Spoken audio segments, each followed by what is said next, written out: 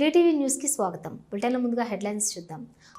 అంగరంగ వైభవంగా శ్రీవారి నిత్య కళ్యాణం. భక్తి శ్రద్ధలతో స్వామివారి కళ్యాణం వీక్షించిన భక్తులు.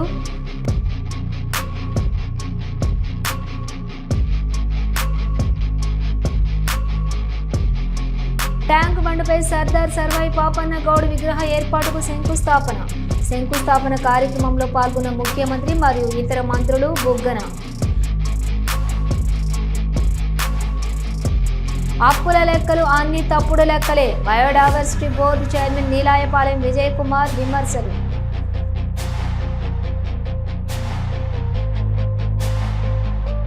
మొఘలులను ఎదిరించిన గొప్ప వీరుడు సర్దార్ సర్వాయి పాపన్న గౌడ్. సర్దార్ సర్వాయి పాపన్న గౌడ్ను కీర్తించిన ముఖ్యమంత్రి రేవంత్ రెడ్డి.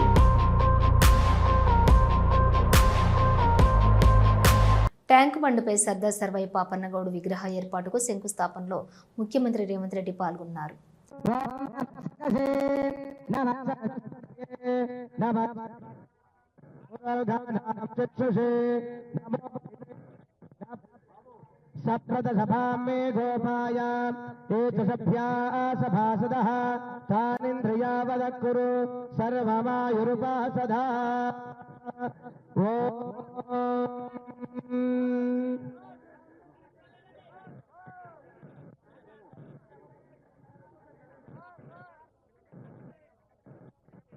ताराफलं चंद्रफलं तदेव विद्याफलं दैवफलं तदेव लक्ष्मी ऋगुलं स्मरामि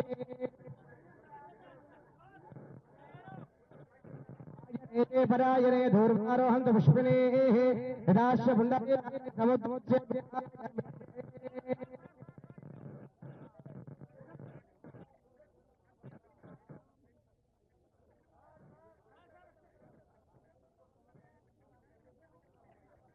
ओम हरिणे सुवर्णरज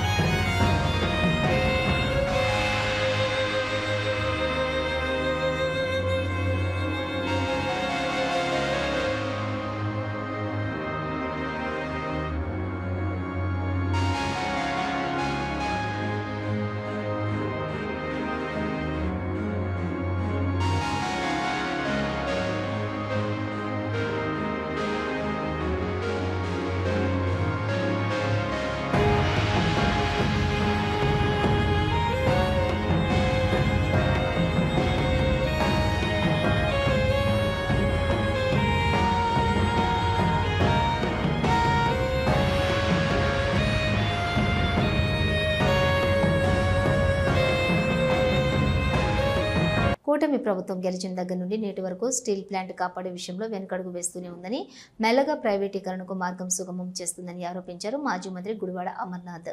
స్టీల్ ప్లాంట్లో ఉన్నటువంటి దాదాపు 45 నుండి 50 డిపార్ట్మెంట్లలో 32 డిపార్ట్మెంట్లను ప్రైవేటీకరణ దిశగా నోటీసులను జారీ చేసిన విషయాన్ని ప్రశ్నించారు. నాడు వైఎస్ జగన్ స్టీల్ ప్లాంట్ ప్రైవేటీకరణను వ్యతిరేకిస్తే నేటి కూటమి ప్రభుత్వం కేంద్రానికి మద్దతు ఇస్తూ స్టీల్ ప్లాంట్ కార్మికుల పొట్ట కొడుతోందని అన్నారు మాజీ మంత్రి అమర్నాథ్. పార్లమెంట్ సీట్ని మిగిలినటువంటి ఎమ్మెల్యే స్థానాల్ని గెలుచుకున్నటువంటి కూటమి ప్రభుత్వం ఈ గడిచినటువంటి 14 మాసాల్లో ముఖ్యంగా స్టీల్ ప్లాంట్ విషయంలో ఏ రకమైనటువంటి అన్యాయం చేసిందో మీ అందరికి కొత్తగా చెప్పాల్సినటువంటి పని లేదు. రోజు రోజుకి ప్లాంట్ ప్రైవేటీకరణ విషయంలో అడుగులు వేస్తూ నిన్న స్టీల్ ప్లాంట్ మొత్తం మీద దాదాపు 45 నుంచి 50 డిపార్ట్మెంట్లు ఉంటే దాదాపు 32 డిపార్ట్మెంట్లని ప్రైవేటీకరణ చేస్తూ అడుగులు వేస్తున్నటువంటి విషయాన్ని నిన్న మనం చూసాం. దానికి సంబంధించినటువంటి వివిధ విభాగాలకు సంబంధించినటువంటి ఎక్స్ప్రెషన్ ఆఫ్ ఇంట్రెస్ట్లు ఇవన్నీ కూడా ఈ 32 డిపార్ట్మెంట్లకు సంబంధించినటువంటి ఎక్స్ప్రెషన్ ఆఫ్ ఇంట్రెస్ట్లకు ఇచ్చినటువంటి ఏవైతే ఈ నోటీసులు ఏ డిపార్ట్మెంట్కి ఆ డిపార్ట్మెంట్ ఒకటి 15 పేజీలు ఉన్నాయి. ప్రతి డిపార్ట్మెంట్కి సంబంధించినటువంటి నోటీసు 16/8/2025 అంటే నిన్న కాక మొన్న రాత్రి ఇష్యూ చేస్తూ ఇచ్చినటువంటి నోటీసులు ఇవి. పూర్తిగా అన్ని విభాగాల్ని కూడా ప్రైవేటైజ్ చేస్తూ ఇండివిజువల్గా కాంట్రాక్టర్స్ని పిలుస్తూ మీరు ఈ డిపార్ట్మెంట్ని నడపాలంటే ఏ రకమైనటువంటి ఎక్స్ప్రెషన్ ఆఫ్ ఇంట్రెస్ట్తో మీరు ముందుకు వస్తారో అనేటువంటి తెలియజేస్తూ మీరు పార్టిసిపేట్ చేయాలని చెప్పి ఇచ్చినటువంటి నోటీసులు ఇవి. సర్దార్ సర్వాయి పాపన్న 375వ జయంతి వేడుకలు రవీంద్ర భారతిలో నిర్వహించారు. కార్యక్రమానికి ముఖ్యమంత్రి రేవంత్ రెడ్డి హాజరయ్యారు. ముఖ్యమంత్రి మాట్లాడుతూ బడుగు బలహీన వర్గాలకు అండగా ఉంది, మొఘలులను ఎదిరించినటువంటి మహోన్నత వ్యక్తి సర్దార్ సర్వాయి పాపన్నని కొనియాడు. ముఖ్యమంత్రి రేవంత్ రెడ్డి బహుజనులకే కాదు తెలంగాణ సమాజానికి ఆదర్శంగా నిలబెట్టాలి అన్న ఆకాంక్ష ఈనాడు నెరవేరబోతుంది. ఆనాడు నేను పిసిసి అధ్యక్షుడిగా పాదయాత్ర చేస్తూ ప్రజల దగ్గరికి వెళ్ళినప్పుడు హుస్నాబాద్ శాసనసభ నియోజకవర్గంలో మిత్రుడు పొన్నం ప్రభాకర్ గారు, ఆనాడు సర్దార్ సర్వాయి పాపన్న గౌడ్ గారు కిలాస్పూర్ కోటను వేదికగా చేసుకొని బహుజనుల సామ్రాజ్యాన్ని మొఘలులను ఓడించి తన శౌర్యాన్ని ప్రతాపాన్ని ఈ సమాజానికి చూపించడమే కాదు, ఆనాడే బహుజనుల సామ్రాజ్యాన్ని బహుజనులందరికీ ఏ విధంగా అందించవచ్చో నిరూపించిన గొప్ప పోరాట యోధుడు, వీరుడి యొక్క కోటను చూడడం జరిగింది. ఆ రోజు ఆ పక్కన చూసిన గత ప్రభుత్వాల కోటను మైనింగ్ లీజులకిచ్చి చరిత్రలో కిలాస్పూర్ కోటనే కాలగర్భంలో కలపాలని ఆలోచన చేసింది. ఆ రోజు అక్కడ చూసిన తర్వాత నేను చెప్పిన, ఇక్కడ ఒక్క రాయి కూడా తీయడానికి వీల్లేదు, ఇది చరిత్రకు ఒక గొప్ప స్ఫూర్తి, ఆ కోటను సంరక్షించాలి, దాన్ని చారిత్రాత్మకమైన కట్టడాల కింద మార్చి భవిష్యత్ తరాలు ఒక స్ఫూర్తిని పొందడానికి పర్యాటక క్షేత్రంగా అభివృద్ధి చేయాలి. మన ప్రభుత్వం వస్తుంది, తప్పకుండా శ్రీమతి సోనియా గాంధీ గారి నేతృత్వంలో ఏర్పడబోయే ఇందిరమ్మ రాజ్యం ప్రజాపాలనలో తప్పకుండా అభివృద్ధి కార్యక్రమాలు చేపడతామని ఆ రోజు అక్కడనే చెప్పడం జరిగింది. రాజధాని అమరావతి మునిగిపోయినట్లు వైసీపీ దుష్ప్రచారం చేస్తోందని మాజీ మంత్రి దేవినేని ఉమామహేశ్వరరావు అన్నారు. తాడేపల్లి ప్యాలెస్లో విశ్రాంతి తీసుకుంటున్న వైఎస్ జగన్ కూటమి ప్రభుత్వం చేస్తున్న అభివృద్ధిని చూసి ఓర్వలేక తన పత్రికా ఛానళ్ల ద్వారా విష ప్రచారం చేస్తున్నారని విమర్శించారు. దేవినేని ఉమా బ్లూ మీడియా బెంగళూరు ప్యాలెస్లో కాలక్షేపం చేస్తూ ఉన్న వైఎస్ జగన్మోహన్ రెడ్డి వాళ్ళ పార్టీ నాయకులందరూ కూడా కలిసి అమరావతి ప్రజా రాజధాని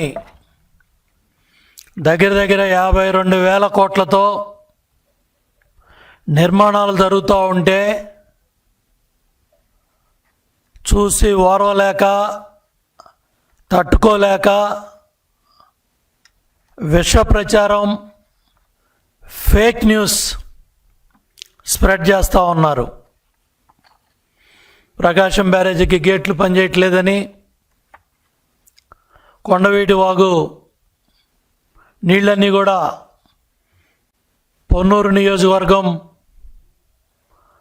లక్షల ఎకరాలు మునిగిపోయాయని అక్కడ వైసీపీ నాయకులు ప్రచార ఆర్భాటాల కోసం మేము కూడా ఉన్నామని చెప్పుకోవడానికి తప్పుడు కథనాలు, ఫేక్ న్యూస్ స్ప్రెడ్ చేస్తూ ఉన్నారు. దాని మీద కూడా సంబంధిత ఇరిగేషన్ శాఖ అధికారులు రోత పత్రిక, రోత ఛానల్ వాటికి సంబంధించి వచ్చిన కథనాల మీద కంప్లైంట్ ఇవ్వడం కూడా జరిగింది. సర్దార్ సర్వాయి పాపన్న 375వ జయంతి వేడుకలకు ఉప ముఖ్యమంత్రి మల్లు భట్టి విక్రమార్క హాజరయ్యారు. ఎన్నో విప్లవాత్మక మార్పులు తీసుకుని వస్తూ తెలంగాణ రాష్ట్రం దేశానికి ఆదర్శంగా నిలుస్తుందని అన్నారు. ఈరోజు రాష్ట్ర ప్రభుత్వం సామాజిక న్యాయానికి కట్టుబడి రాష్ట్ర ముఖ్యమంత్రి రేవంత్ రెడ్డి గారి నాయకత్వంలో ఇందిరమ్మ ప్రభుత్వం, ప్రజాప్రభుత్వం పెద్ద ఎత్తున తెలంగాణలో ఒక విప్లవాత్మకమైనటువంటి మార్పులు తీసుకొని వస్తూ ఉంది. ఆ మార్పులు ఏ స్థాయిలో ఉన్నాయనంటే చివరికి భారతదేశానికి కూడా తెలంగాణ రాష్ట్రం తీసుకుంటున్నటువంటి నిర్ణయాలే ఈ భారతదేశానికి దశ దిశ నిర్దేశం చేసేంత స్థాయిలో సామాజిక పరమైనటువంటి నిర్ణయాలు ఈరోజు ఈ రాష్ట్రంలో జరుగుతూ ఉన్నాయి. దానికి నిజంగా బహుజనులందరి తరఫున ఈ రాష్ట్ర ప్రభుత్వానికి, ముఖ్యమంత్రికి, కేబినెట్కి మనమందరం హృదయపూర్వకమైనటువంటి అభినందనలు, కృతజ్ఞతలు కూడా చెప్పాల్సినటువంటి అవసరం ఉందని నేను భావిస్తూ ఉన్నాను. ఈరోజు దేశ చరిత్రలో ఎక్కడ జరగనటువంటి కాస్ట్ సర్వే ఇక్కడ జరిగి ఆ కాస్ట్ సర్వే ఆధారంగా లెక్కలతో సహా ఈ రాష్ట్రంలో 42% బీసీలకు రిజర్వేషన్ కల్పించాలనేటువంటి ఆలోచనతో శాసనసభలో చట్టాలను చేసి ఆ చట్టాలు ఈరోజు దేశంలోనే ఒక చర్చకు దారితీసి భవిష్యత్తులో బుగ్గన అప్పుల లెక్కలు అన్ని తప్పుడు లెక్కలని విమర్శించారు చైర్మన్ నీలాయపాలెం విజయ్ కుమార్. నిన్న మాజీ మంత్రి బుగ్గన నారింజకు మామిడి పండుకు తేడా తెలియనంత అమాయకంగా ఉన్నారని కాగ్ ఇచ్చిన నివేదికని అటు తిప్పి ఇటు తిప్పి తప్పుడు లెక్కలు చెబుతున్న మాజీ ఆర్థిక మంత్రి బుగ్గనపై జాలి వేస్తోందని అన్నారు నీలాయపాలెం విజయ్ కుమార్. అందరికీ నమస్కారం అండి. మళ్ళీ సాక్షి పేపర్ గురించి మాట్లాడాలంటే నాకే బాధగా ఉంది, కానీ మాట్లాడే తప్పట్లేదు. ఎందుకంటే పొద్దున్న లేచి పేపర్ తీయంగానే అసత్యాలు, అర్ధసత్యాలు కూడా కాదు, అసత్యాలు, తప్పుడు రాతలు, తప్పుడు ఫిగర్లు మాట్లాడడం వాళ్ళ కామనే. కాకపోతే క్యాగ్ ఇచ్చిన, అంటే కంట్రోలర్ ఆడిటర్ జనరల్ వాళ్ళు ఇచ్చిన ఫిగర్స్ను కూడా తిమ్మిని బమ్మెం చేసి అటు ఇటు కలిపేసి 2023తో పోల్చి ఏందేందో చేసేసి నిన్న బుగ్గన రాజేంద్ర రెడ్డి గారు మాజీ ఆర్థిక మంత్రి, అంత మాజీ ఆర్థిక మంత్రి కూడా పాపం సాక్షి వాళ్ళు చెప్పారో ఆయన చేశాడో, ఆయన తెలిసి చేశాడో, ఆయన తెలియక చేశాడో, కానీ రకరకాలుగా మార్చి ఆరెంజ్ పండ్లని మ్యాంగోల్ని కంపేర్ చేసి ఏది టేస్ట్ బాగుంటుందంటే ఇదేం టేస్ట్ దానికి ఉంటుందిరా బాబు అనే విషయం కూడా తెలియకుండా రకరకాలుగా మార్చి ఇవాళ సాక్షి పేపర్లో ఏదో పెద్దది వేసుకునేసారు. ఎందుకు దీని గురించి చెప్పాల్సి వచ్చిందంటే మామూలుగానే ఆర్థిక సంఖ్యలు చాలా క్లిష్టంగా ఉంటాయి, అంత ఈజీగా మామూలు జనాలకు అర్థం కావు. సో మాజీ ఆర్థిక మంత్రి లాంటి వాళ్ళు వచ్చేసి ఎక్కడెక్కడో సంఖ్యల్ని కలిపి దీన్ని మార్చేసి కలిపేసి మీరు ఈసారి చాలా తక్కువ ఉన్నారు, లాస్ట్ టైం మాకు 58,000 కోట్లు వచ్చాయి, మా ఆదాయం, మీ ఆదాయం 49 కోట్లే అంటే మామూలు జనాలు కనీసం సాక్షి పేపర్ చదివే వాళ్ళన్నా, వైసీపీ వాళ్ళన్నా ఓహో మనకు చాలా బాగా వచ్చిందేమో, మేము అంత బాగా చేసామేమో అని అనుకుంటారు. సో క్యాగ్ అనేది ఒక రెగ్యులేటరీ సంస్థ, భారత ప్రభుత్వం చేత అధీకృతమైన రెగ్యులేటరీ సంస్థ. అట్లాంటి సంస్థ ఒక ఫిగర్స్ అంటే ఆర్థిక సంఖ్యలు ఇచ్చినప్పుడు వాళ్ళు ఏ విధంగా ఇచ్చారో ఆ విధంగానే దాన్ని చదవాలి. ఇష్టం వచ్చినట్టు కలిపేసి పైంది కిందది కలిపేస్తే చాలా ఘోరంగా అసహ్యంగా ఉంటుంది. ఆ అసహ్యకరమైన పనే నిన్న బుగ్గన రాజేంద్ర గారు చేశారు. ఇవాళ అదే అసహ్యమైన పని మన సాక్షి పేపర్లో వేశారు. రవీంద్ర భారతిలో నిర్వహించిన సర్దార్ సర్వై పాపన్న గౌడ్ 375వ జయంతి ఉత్సవాలకు మంత్రి పొన్నం ప్రభాకర్ గౌడ్ పాల్గొన్నారు. సభాధ్యక్షులు, ఉత్సవ committee chairman, BC corporation chairman సోదరుడు నూతి శ్రీకాంత్ గారికి ఈనాడు సర్దార్ సర్వాయి పాపన్న 375వ జయంతి సందర్భంగా ట్యాంక్ బండి మీద భూమి పూజ చేసుకొని బహుజనుల ఆకాంక్షకు ఆనాడు అందరి బహుజనులను కలుపుకొని ఏ విధంగా పోరాటం చేసిండో ఈరోజు వారి చరిత్ర భవిష్యత్ తరాలకు తెలిసి అందరూ కూడా సామాజికంగా రాజకీయంగా ఎదగాలనే ఆలోచనతోటి విగ్రహం ఏర్పాటు చేయడానికి ముందుండి మాకంటే నేను మహేష్ అన్న అనేక సందర్భాల్లో కొంత జాప్యం చేసినా ఏమైంది ఇంకెందుకు జాప్యమని చొరవ తీసుకొని ఈరోజు ఇక్కడ విగ్రహానికి పూజ చేసినటువంటి గౌరవ ముఖ్యమంత్రి రేవంత్ రెడ్డి గారికి ఒకసారి గట్టిగా చప్పట్లతోటి ధన్యవాదాలు తెలియజేస్తా ఉన్నాం. ఆముదాల వలస నియోజకవర్గం ప్రస్తుత ఎమ్మెల్యే కూన రవికుమార్ తనను లైంగికంగా వేధించారని ఎప్పటికప్పుడు రివ్యూలని తన ఇంటికి పిలిపించుకొని రాత్రి 10 నుంచి 11 గంటల సమయం వరకు కూర్చోబెట్టేవారని, రాత్రి వేళలో వీడియో కాల్స్ చేసేవారని, ఫోన్ చేసి మానసికంగా శారీరకంగా వేధించేవారని, అప్పటికి కూన రవి మాటలు ఆమె వినకపోయేసరికి ఒకరోజు తన అనుచరులను పంపించి ఆమెను కూన రవి మాటలను వినాలని, వింటే నీకు ఎటువంటి ఇబ్బందులు ఉండవని, లేనిచో చాలా ఇబ్బందులు ఎదుర్కోవాల్సి ఉంటుందని హెచ్చరించారని, అయినప్పటికీ ఆమె కూన రవికి లొంగకపోయేసరికి రెగ్యులర్ పోస్టులో ఉన్నటువంటి తనని ఆ పాఠశాల నుంచి 150 కిలోమీటర్ల దూరంలో ఉన్న కంచిలి కేజీబీవీకి బదిలీ చేయటం జరిగిందని ఆమె వాపోయారు. నిజానికి ఒంటరిగా ఉన్న 35 ఏళ్ల ఒక దళిత మహిళ ఉపాధ్యాయుల పట్ల ఇలా ప్రవర్తించటం చాలా దుర్మార్గం, దారుణమని, ఈ విషయంలో ఆమెకి వైఎస్ఆర్ సిపి అన్ని విధాలుగా తోడుగా నిలుస్తుందని, పార్టీ దళిత విభాగం కూడా తనకు తోడుగా ఉంటుందని చింతాడ రవికుమార్ అన్నారు. గత 3 రోజులుగా అన్ని టీవీ ఛానల్లో మనందరం చూస్తున్నాం. కేజీబీవీ పొందూరు ప్రిన్సిపల్ సౌమ్య అనే అమ్మాయి మీడియా ముందుకు వచ్చి ఈ నియోజకవర్గ ఎమ్మెల్యే తనను మానసికంగా శారీరకంగా వేధిస్తున్నాడు అని చెప్పి, ఇంకా తను ఏదైతే కోరుకుంటున్నాడో అది నేను చేయపోయేసరికి తనను తీసుకువెళ్లి కంచిలి కేజీబీవీకి ట్రాన్స్ఫర్ చేశారని, నేనే గాని తను అనుకున్న తను ఏదైతే కోరుకుంటున్నాడో తనకు లొంగిపోయి ఉంటే నేను మళ్ళీ అదే ప్లేస్ లో ఉండేదాన్నని, నేను అలాంటి అమ్మాయిని కాదని, అలా నేను చేసుంటే నాకు ఈ వేధింపులేవి ఉండేవి కాదని చెప్పేసి ఆవిడ క్లియర్ గా అనేక మీడియా సమావేశాల్లో చెప్పడం జరిగింది. ఈ 2-3 రోజులు మీరందరూ చూశారు. నేను ఒక్కటే సూటిగా ప్రశ్నిస్తున్నాను ఆయన కోన రవికుమార్ గారిని. ఆవిడ ఏదో కుటుంబ సమస్యలతో ఒంటరిగా ఉంది. ఒంటరి మహిళ, దళిత మహిళ, 33 సంవత్సరాలు ఏజ్ ఉన్న ఆవిడ. నీ కూతురు వయసు నీకు 57 సంవత్సరాలు, 57-58 సంవత్సరాలు. నీ కూతురు వయసు ఉన్న ఆవిడతో ఇలా ప్రవర్తించడం ఇది సబబేనా? సిరిసిల్ల జిల్లా కేంద్రంలోని బీజేపీ జిల్లా అధ్యక్షులు రెడ్డబోయిన గోపి మీడియా సమావేశం ఏర్పాటు చేశారు. ఈ సందర్భంగా ఆయన మాట్లాడుతూ కాంగ్రెస్ ప్రభుత్వం అధికారంలోకి వచ్చిన తర్వాత సిరిసిల్ల నియోజకవర్గంలోని గత బీఆర్ఎస్ ప్రభుత్వ అనుచరులు 2000 నుండి 3000 ఎకరాల వరకు భూములను కబ్జా చేసుకున్నారని ఆరోపించారు. చిన్న చితక వ్యక్తులపై కూడా మాత్రమే చర్యలు తీసుకుంటూ పెద్ద పెద్ద నాయకులపై ఎలాంటి చర్యలు తీసుకోకపోవటాన్ని ఆయన తీవ్రంగా ఎద్దేవా చేశారు. ముస్తాబాద్ మండలంలోని 410, 608 సర్వే నంబర్లలో 608లో 100 ఎకరాలు కబ్జా గురైందని, 410 సర్వే నంబర్లలో మరో 50 ఎకరాలపైనే స్టోన్ క్రషర్ నడుస్తోందని విచారించారు. సిరిసిల్ల కొత్త చెరువు DCMHO పరిధిలో ఎంత భూమి కబ్జా గురైందో కలెక్టర్ వివరణ ఇవ్వాలని డిమాండ్ చేశారు. అందరికీ పాత్రికేయ మిత్రులందరికీ నమస్కారం.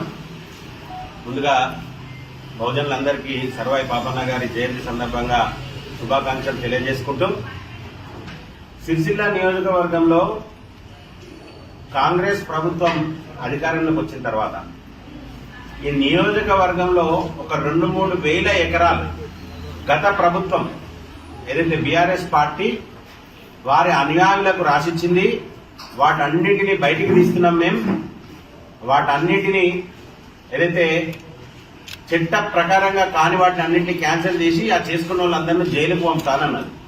మన జిల్లా కలెక్టర్ గారు కూడా ఆరంభ శూరత్వమే చూపెట్టింది. ఏదో చిన్న చితకా వ్యక్తులను 4-5 రికవరీ పెట్టి జైలుకు పంపిరు తప్ప ఇందున్న పెద్ద పెద్ద వ్యక్తులు ఎవరైతే ఉన్నారో వాళ్ళని ఏం చేయలేకపోతాను. ఎంపీ మిథున్ రెడ్డితోటి రాజమండ్రి సెంట్రల్ జైల్లోని వైఎస్ఆర్సీపీ నేతలు ములాఖత్ అయ్యారు. అనంతరం ధర్మవరం మాజీ ఎమ్మెల్యే కేతిరెడ్డి వెంకటరమణరెడ్డి మాట్లాడారు. కూటమి ప్రభుత్వంలో అధికారులు కోర్టు ఆదేశాలను బేఖాతరు చేస్తున్నారని, తర్వాత రోజుల్లో ఆ అధికారులకు కూటమి ప్రభుత్వం అండగా ఉండదని, అది గుర్తుపెట్టుకుని నిష్పక్షపాతంగా పనిచేయాలని హెచ్చరించారు. కేతిరెడ్డి వెంకటరెడ్డి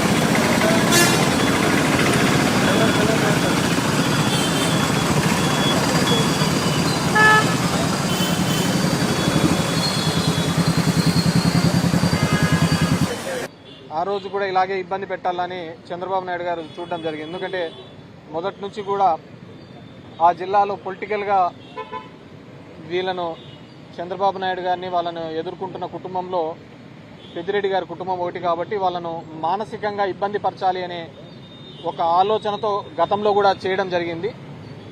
ఇప్పుడు కూడా అదే పద్ధతిలో ఆయన ఇబ్బంది పెట్టాలి అని చెప్పేసి ఒక లేని స్కామ్ను తీసుకొని వచ్చి మిథున్ రెడ్డి గారి మీద నిరాధారంగా జైల్లో ఉంచడం జరిగింది. సర్దార్ సర్వాయి పాపన్నగౌడ్ 375వ జయంతి రవీంద్ర కళాభారతిలో ఘనంగా నిర్వహించారు. కార్యక్రమానికి తెలంగాణ పిసిసి అధ్యక్షులు బొమ్మ మహేష్ గౌడ్ పాల్గొని మాట్లాడారు. ఎందుకంటావునన్న మాట నేను నిన్న టీవీ నేను ఇంటర్వ్యూలో చెప్పాను. రేవంత్ రెడ్డి గారిని రెడ్డిగా కాదు ఒక బీసీ నేతగానే చూస్తూ ఉన్నాం మేము. అలాంటి లక్షణాలు, అలాంటి ఆలోచన, ఆ విధానం ఆయనలో ఉంది కాబట్టి నేను వారిని అందుకే రేవంత్ గౌడ్ గారిని సంబోధిస్తూ ఉన్నాను.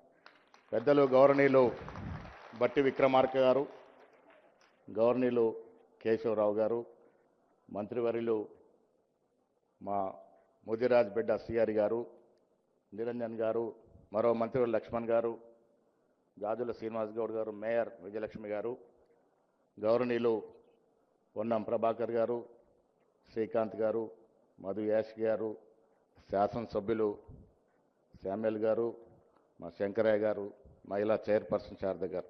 తిరుమలలోని స్వామివారి నిత్య కళ్యాణం అంగరంగ వైభవంగా జరిగింది. ఆ కార్యక్రమాన్ని ఇప్పుడు వీక్షిద్దాం.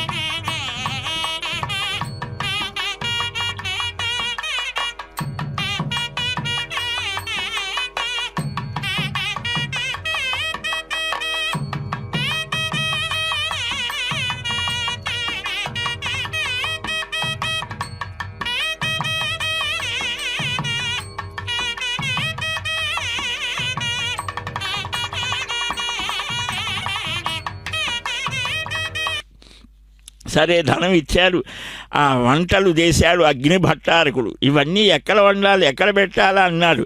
పాండుతీర్థం సమారభ్య, ఆ తీర్థాలని వంట పాత్రలుగా చేయమన్నాడట. స్వామి పుష్కరంలో అన్నం వండాడు, పాప వినాశనంలో పప్పు వండాడు, ఆకాశగంగలో పరమాన్నం, దేవతీర్థంలో కూరలు, తుమ్మురు తీర్థంలో చిత్రాన్నం, కుమారధారలో పిండి వంటలు భక్ష్యాలు, పాండుతీర్థంలో రసం, ఇంకా ఇలాగ లేఖ్య చోష్య పేయాలు, దధ్యోదనం అన్నీ కూడా రుచికరంగా వంట చేశాడు. ఇక వడ్డించమంటారా అంటే భగవన్ నివేదనం చేయాలన్నట్ట. జగన్నాథ నీవే సర్వభోక్తవు, నీకు తప్ప ఎవరికి అంటే కాదు అహోబిల నృసింహుడికి ఆ నివేదన చేయమన్నాడు. అదిగో ఆ మాంగళ్య ధారణ సమయంలో సకల స్త్రీలకు శుభాల్ని కలిగించేటువంటి మాంగళ్య దేవతారాధన చేస్తున్న సమయంలో అగ్ని భట్టారకుడు ఇలాగా అంటే అహోబిల నృసింహుడికి సమర్పణ చేయమన్నాడు. ఏకో విష్ణు మహద్భూతం పృథగ్భూతాన్యనేక సహ త్రీన్ లోకాన్ వ్యాప్య భూతాత్మ భుంక్తే విశ్వభుగవ్యయ అని నృసింహుడికి అర్పణ చేశారట. సమస్త దేవతలను మహర్షులను సాదరంగా ఆహ్వానించి అర్చించి పరివేషణం అంటే వడ్డన ఎక్కడి నుంచి పాండుతీర్థం సమారభ్య శ్రీశైలావధి పూర్వజాహ, పాండుతీర్థం నుంచి శ్రీశైలం వరకు బాలుడు దీని కూర్చున్నారు. నేను ప్రేమతో సమర్పించే దీన్ని స్వీకరించమన్నాడట. అందరూ గోవిందా నీవు అనుగ్రహించిన ఈ అన్నం అమృతంతో సమానమయ్యా, ధన్యులమయ్యాం. ఈ వరాహక్షేత్రంలో నీ సాన్నిధ్యంలో భోజనం చేసిన వాడు కృతార్థులవుతాడన్నారు. శుకుడు కూడా ఇచ్చాడు ఆతిథ్యం. నారాయణపుర ప్రవేశం చేశారు. అనవధిక అతిశయ ఆనంద స్వరూపుడివి గోవింద. అత్రిగోత్రంలో పుట్టినటువంటి సువీర మహారాజు మునిమనవరాలు, సుధర్మ మహారాజు మనవరాలు, ఆకాశరాజ కుమార్తె అయిన ఈ లక్ష్మీ స్వరూపిణైన పద్మావతిని పాణిగ్రహణం చేయమన్నట్టు. అదిగో అట్లాంటి శ్రీనివాస కళ్యాణాన్ని మనం చక్కగా వీక్షిస్తున్నాం. మొదటగా ఆ మహాలక్ష్మికి సమర్పణ చేస్తున్నారు. గోవింద వేద అన్వసృజ్యంత తాన్ హస్తే కురుత అదః సీతా సావిత్రీ శ్రీదేవ్యై నమః మాంగళ్యధారణం కరోమి.